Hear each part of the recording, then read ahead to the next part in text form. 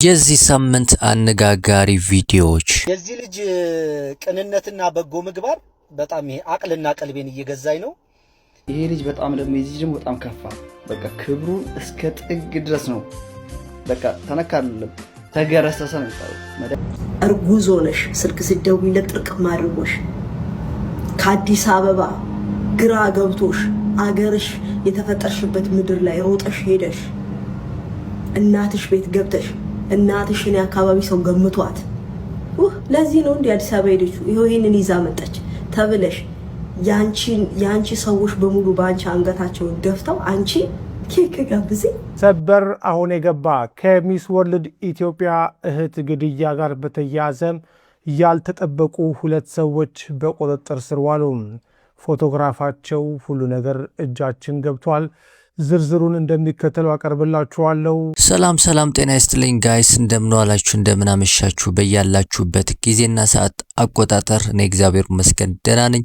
እንግዲህ እንደተለመደው አዳዲስና ወቅታዊ መነጋገሪያ ጉዳዮችን ይዤላችሁ መጥቻለሁ። አብራችሁ እስከ መጨረሻ እንድትቆዩ በትህትና ጠይቃችኋለሁ። አዲስ ከሆናችሁ ሰብስክራይብ እንዲሁም ላይክ አድርጉ። ሀሳብ ካላችሁ ኮሜንት ላይ መጻፍ ትችላላችሁ ማለት ነው። ዛሬ በርከት ያሉ ቪዲዮዎችን ነው ይዤላችሁ የመጣሁት ማለት ነው። የናቲ ባርቤሩ ልጅ አለ፣ እንዲሁም የወንድማችን አዶናይ አለ። ሌላው ደግሞ እንግዲህ የሚስ ወርልዷ የእህቷን ግድያ ተከትሎ ሁለት ሰዎችን እንግዲህ እንደተያዙ እየተነገረ ነው ያለው። ስለዚህ ጉዳይም እናያለን ማለት ነው። እንዲሁም ሌሎች ቪዲዮዎች አሉ። አብራችሁን እስከ መጨረሻ ቆያችሁ። እነዚህ ሁሉንም የምናያቸውና ሐሳብ የምንሰጥባቸው ጉዳዮች ናቸው ማለት ነው። መልካም ቆይታ ይሁንላችሁ። ሰበር አሁን የገባ ከሚስ ወርልድ ኢትዮጵያ እህት ግድያ ጋር በተያያዘ ያልተጠበቁ ሁለት ሰዎች በቁጥጥር ስር ዋሉ። ወዳጅ ከለላ መሸሸጊያ ይሆናል ተብሎ ይታሰባል። ለዲዛይነር ቅዱሳን ይርጋለም ግን ወዳጅነት የሞት ወጥመድ ሆኖ አረፈው። የ2026 የሚስ ወርልድ ኢትዮጵያ የውበት ንግስት የሩት ይርጋለም ታላቅ እህት የሆነችው ቅዱሳን በሞዴሊንግ ዓለም ውስጥ ስኬትን ከምትመኘውና ከእህቷ ጋርም የትምህርት ቤት ትውውቅ ከነበራት ቅድስት ሙሉቀን ጋር የጠበቀ ጓደኝነት ነበራት። ሆኖም ከዚህ ጓደኝነት ጀርባ ጥልቅ የሆነ ምቀኝነትና አደገኛ ሴራ ተሸሽጎ ነበረ። ሁሉም ነገር የተጀመረው አርብ ዕለት በተደረገ አንድ የስልክ ጥሪ ነው። ጓደኛዋ ላይ አንዳችም ክፋት ያልጠረጠረችው ቅዱሳን ሜክሲኮ አካባቢ ተገናኝተው አብረው ወደ ኮየ ፈጬ ኮንዶሚኒየም አመሩ። ቅዱሳን የጓደኛዋን አዲስ ሕይወት ለማየት በደስታ ስትጓዝ እየሄደች ያለችው ግን ወደ ራሷ የሞት ቀጠሮ ነበረ። ኮየ ፈጬ አዲሱ ኮንዶሚኒየም ደጃፍ ላይ ደርሰው ወደ ቤት ሲገቡ የነበረው ወዳጃዊ ድባብ ቅጽበታዊ በሆነ ሽብር ተተካ። ቤት ውስጥ አድፍቶ ይጠብቅ የነበረው የቅድስት ፍቅረኛ ደሳለኝ ቅዱሳን ድምጿን አውጥታ እንኳን እርዳታ እንዳጠራ አፍኖ አሰራትም። ያመነቻት ጓደኛዋ እጅ ከፍንጅ ለሞት አሳልፋ ሰጠቻትም። አጋቾቹ ወዲያውኑ የሟች ቤተሰቦች ጋር በመደወል የ2 ሚሊዮን ብር ቤዛ ጠየቁም። የቤተሰብ ልብ በጭንቀት እየመታ የድርድር ሀሳቦች ሲለዋወጡም አጋቾች አንድ ዘግናኝ እውነት ተገነዘቡ። የጠየቁትን ገንዘብ ቢያገኙ እንኳን ሟች በቅርበት ስለምታውቃቸው ነገ ሚስጥራቸውን አሳልፋ እንደምትሰጣቸው አሰቡ። ፍርሃትና ምቀኝነት ያደነደነው ልባቸው እዚያው አርብ ዕለት ጭካኔ የተሞላበት ውሳኔ ላይ ደረሰ። የቅዱሳንን ሕይወት በአሰቃቂ ሁኔታ አጠፉም። አስክሬኗንም ማንም እንዳያገኘው በሚል እዛው አካባቢ በተከራዩበት ሌላ ተጨማሪ ኮንዶሚኒየም ውስጥ ደበቁትም። ይሁን እንጂ የፈጸሙት ግፍ በጨለማ ሊቀበር አልቻለም። ፖሊስ ባደረገው አፋጣኝና የተቀናጀ ክትትል ዋነኛ ተጠርጣሪዋ ቅድስት አዲስ አበባም ከተማ ውስጥ ጎተራ አካባቢ በቁጥጥር ስር ዋለች። የወንጀሉ ተባባሪ ተብሎ የተጠረጠረው ደሳለኝ ደግሞ ሁኔታው ሲከፋበት ለማምለጥ ሞክሮ አዳማ ከተማ ውስጥ ተደብቆ እያለ በፖሊስ መረብ ውስጥ ወደቀ። እጅግ በጣም መነጋገሪያ ከነበሩ ጉዳዮች መሀል የሞዴል ሩት ጉዳይ ነበረ። እንግዲህ ከእህቷ ጋር ተያይዞ እጅግ በጣም መነጋገሪያ ነበር በዚህ ሳምንት። እንዲሁም ደግሞ እንግዲህ ይህንን ተከትሎ 2 ሰዎችና ሌሎች ተባባሪዎች ይመስለኛል 6 ሰዎች በቁጥጥር ስር ውሏል ማለት ነው። ይህንን ተከትሎ ደግሞ እነዚህ ሰዎች ወንጀላቸውን ራሳቸው እንደፈጸሙ እንዳመኑ እንግዲህ እየተነገረ ነው ያለው። እጅግ በጣም የሚያሳዝን ነገር ነው እንግዲህ የተደረገው ማለት ነው። እቺ እህታችን ምናልባት ብዙዎች እየተናገሩት እንዳሉ ከሆነ ከሞዴልዋ ጋር ቅናት ስለነበራት ነው እያሉ ብዙዎች እየተናገሩ ነው ያለው። ይህ ቢሆንም እንኳን እንግዲህ የሰው ሕይወትን እንዲህ በጭካኔ ማጥፋት እጅግ በጣም የሚያሳዝን ነገር ነበር ማለት ነው። ምናልባት እዚህ ላይ ያላሳየኋችሁ ወይም ያላስደመጥኳችሁ ቪዲዮ ቢኖር ምንድነው እሷ ወደ ራሷ ቤት ወደ ጓደኛዋ ቤት ስትሄድ እንግዲህ 2 ሚሊዮን ብር ጠይቀው ነበር ለቤተሰብ። ከዛም በኋላ እንግዲህ ይሄንን ፈርተው ነው እንግዲህ ስለምታቀን እንግዲህ ልታስይዘን ትችላለች ብለው ነው እንግዲህ በመስጋት እቺ እህታችን ወይም የሞዴሏ እህት የገደሏት ማለት ነው። እሷም ዲዛይነር የነበረች ይመስለኛል ካልተሳሳትኩኝ፣ ብዙዎች እየተናገሩ አይደለም። ነገር ግን የሞዴሏ እህት ዲዛይነር እንደነበረች ነው እንግዲህ መረጃዎች እየወጡ ያሉት ማለት ነው። እጅግ በጣም የሚያሳዝን ዜና ነበር ማለት ነው። ይህንን እንግዲህ ለቤተሰብ ለወዳጅ ዘመድ መጽናናት እንመኛለን። ለነሱ ደግሞ እንግዲህ በህግ ቁጥጥር ስር መዋል ደግሞ እጅግ በጣም ትልቅ ሰበር ነበረ ማለት ነው። ወደ ቀጣይ ቪዲዮ ላሸጋግራችሁ። እርጉዝ ሆነሽ ስልክ ስትደውይለት ጥርቅም አድርጎሽ ከአዲስ አበባ ግራ ገብቶሽ አገርሽ የተፈጠርሽበት ምድር ላይ ሮጠሽ ሄደሽ እናትሽ ቤት ገብተሽ እናትሽን የአካባቢ ሰው ገምቷት ለዚህ ነው እንዴ አዲስ አበባ ሄደች ይሄው ይሄንን ይዛ መጣች ተብለሽ ያንቺ ሰዎች በሙሉ ባንቺ አንገታቸውን ደፍተው አንቺ ኬክ ጋብዚ Are you serious? ማን ነው ግን ያሳድጋችሁ? ይቅርታ አላለም እኮ ሰይፉ ፋንታሁን በግድ ነው ይቅርታ በላይ ነው። እንደ አግባቡና እንደ ደንቡማ ቢሆን እንደመጣ ነበረ ሰይፉም ሳይለው ማንም ሳይለው ጉልበቷ ላይ የሚወርቀው። ባይ ዘ ዌይ አምናት ፉልሽኮ ይቅርታ እንዴት እንደሆነ ይገባኛል። ይቅርታ ማለት ልክ እንደመጣ አይኗን ሲያያት ያቺ ስልኳን ቴክስቷን ልሞት እኮ ነው ልጣፋ ነው ብላ የነገረችውን ድምጿን ኢግኖር ያደረገው ሰውዬ ልክ ሲመጣ ነበር እግሯ ላይ ድፍት ብሎ በድዬሻለሁ አው ቢላት ኦኬ አትሊስት ተሰምቶታል እንላለን። ሰይፉ ፋንታሁን ግድ የለም እባክህ ግድ የለም ተነስና ይቅርታ ጠይቃት ተብሎ ተለምኖ እኮ ነው እንዴ ወንድ ልጅ ለዛው ወንድ ልጅ ሲከፋ የወንድ ልጅን ጭንቅላት አታቂ ወንድ ልጅ ሲከፋ ሴት እኮ ምላሷ ላይ ነው ክፋቷ ለለለለለ ምናምን ማለቷ እኮ ነው ክፋቷ። ወንድ ልጅ ሲከፋ እኮ ክፉ ነው። ወንድ ልጅ አይክፋ ሲከፋ እኮ በጣም አረመኔ ነው። የዮላላ ጉዳይ እጅግ በጣም መነጋገሪያ ነበረ በዚህ ሳምንት።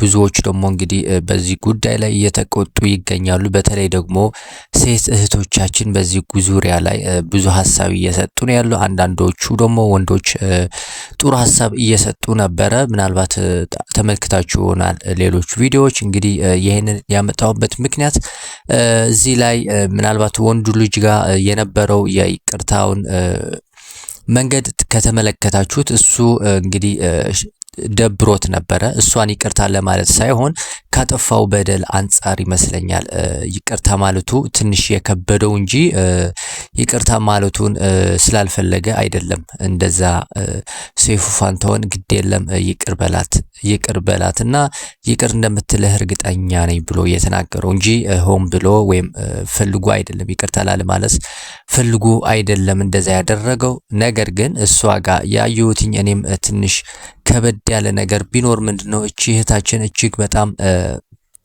ደግነች፣ ፍቅር አላት። እሱ ጋር ያላት ያለፈ ህይወቷን ሙሉ በሙሉ ነው በዚህ ቪዲዮ ላይ እንድትረሳ ያደረጋት ማለት ነው። ምናልባት 20 ደቂቃ ከዛ 20 ምናልባት ግማሽ ሰዓት ቢሆን ነው አብሮ የቆዩት። ነገር ግን ሙሉ በሙሉ እንግዲህ ይቅርታ አድርጋ ወደ ነበረችበት ሁኔታ ለመግባት እየተሯሯጠች ይመስላል። ይህንን ደግሞ ለሷ እጅግ በጣም አደገኛ ነገር ነው። ምናልባት ህይወቷ እንደ አዲስ ደግሞ እንግዲህ ወደ ፈተና ውስጥ የሚከታት ነገር ይመስለኛል።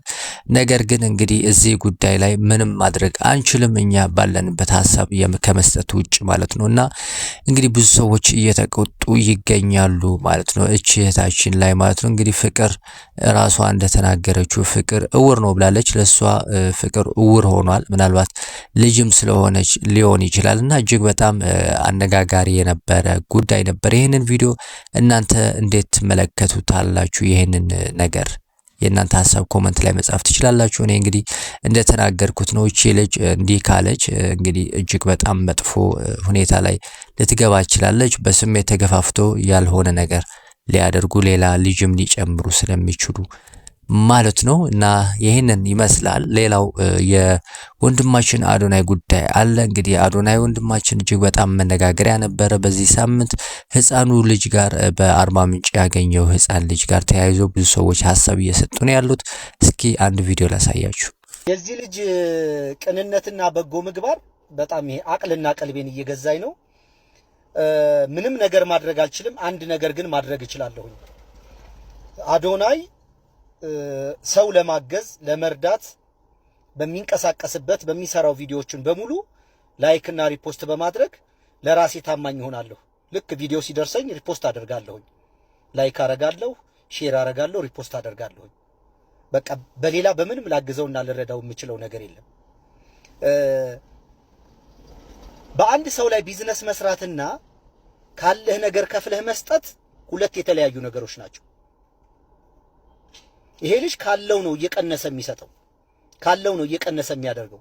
ደግሞ በጣም ቅን ልጅ መሆኑን የምታውቁት ይሄ ውስብስብ አድርጎ አይደለም፣ ሰላማዊ በሆነ መንገድ የሚያገኛቸውን የሚያደርገውን ነገር ነው በቪዲዮ የሚያጋራለኛ እንጂ ለቪዲዮ ብሎ ምናምን የሚሰራ አይመስለኝም። ለምን ተመሳሳይ ሊሆን አይችልም? አንድ ወጥ እንዴት ሊሆን ይችላል? እና ዝም ብዬ ራሴን ግምገማና ጌታ ሳደርግ ለቪዲዮ ብሎ ለሆነ ለማሳመር ብሎ አይደለም። ለዚህ ነው ቪዲዮዎቹም ተወዳጅና ተመልካች የሚበዛላቸው ሰዋዊነት ያዘሉ ስለሆነ እና ሁል ጊዜ የሚሰራው ሰው ሆኖ ነው። ሰው ስለሆነ ነው ደግሞ ሰው የሚያግዘው። የበለጠ ይጨምርልህ።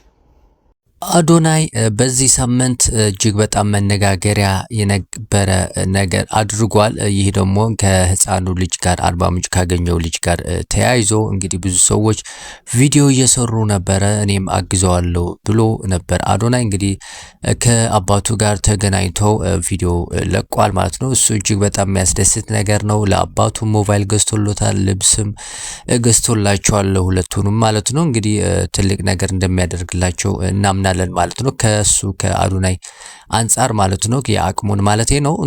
ይህ ወንድማችን እየተናገረ ያለው ነገር ቢኖር እጅግ በጣም ደስ ያለኝ ማለት ነው ምንድነው፣ ይህ ወንድማችን አዶናይ ብዙ ነገሮችን እየሰራ ነው ያለውና እኛ ደግሞ ይህ ወንድማችን እሱ በሚሰራው ነገር እኛ ላይክ ብናደርግለት ምን ጥፋት አለው? ምን ችግር አለው? ምናልባት ስላልገባን ሊሆን ይችላል። እኔ አሁን ላይክ አደርጋለሁኝ እሱ ቪዲዮዎች ላይ እየገባው አንዳንዴ ሪፖስት አደርጋለሁኝ። ይህ ነገር ለሱ እጅግ በጣም ትልቅ ነገር ነው። እሱ እየነገረን አይደለም፣ እንዲህ አግዙኝ እያለ አይደለም። እሱ ሰዎች ሲረዳ ነው የምናየው እንጂ እኛ እርዱን ብሎ ሲጠይቀን እስካሁን ድረስ አልሰማንም ያለነውና ላይክ ማድረግ ለሱ እጅግ በጣም ትልቅ ነገር ነው። ኮሜንት መጻፍ እጅግ በጣም ትልቅ ነገር ነው። ጎበዝ በርታ ማለት እጅግ በጣም ትልቅ ነገር ነው።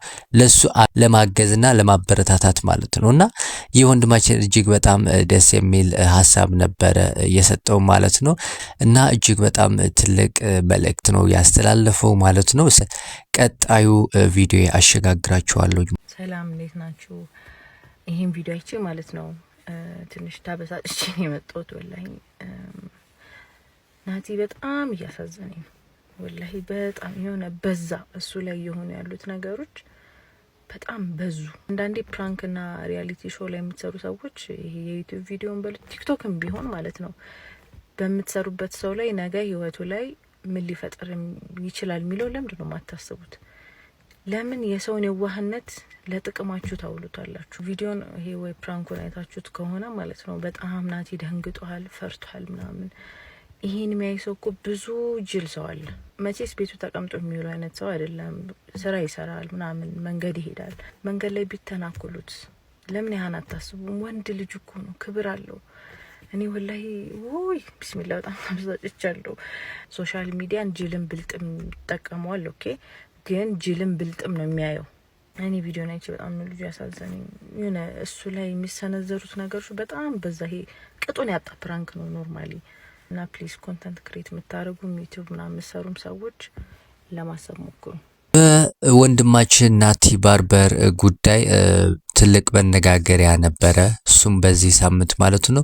እንግዲህ እነዛ ልጆች ፕራንክ አድርገውታል ይህ ወንድማችን። እኔ ቪዲዮውን አላየሁትም፣ ለማየትም እንግዲህ ፍላጎቱ ስላልነበረኝ ማለት ነው ካየሁት ትናንሽ ቪዲዮዎች አንጻር ማለት ነው።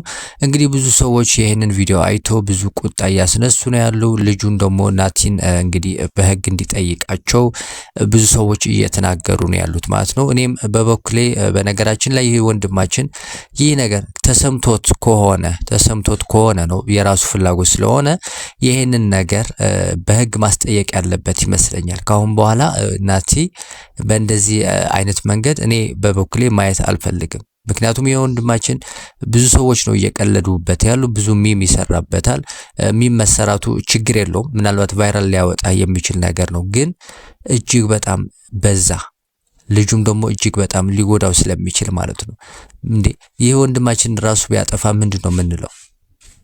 እነዚህ ሰዎች ምንድነው የሚሉት?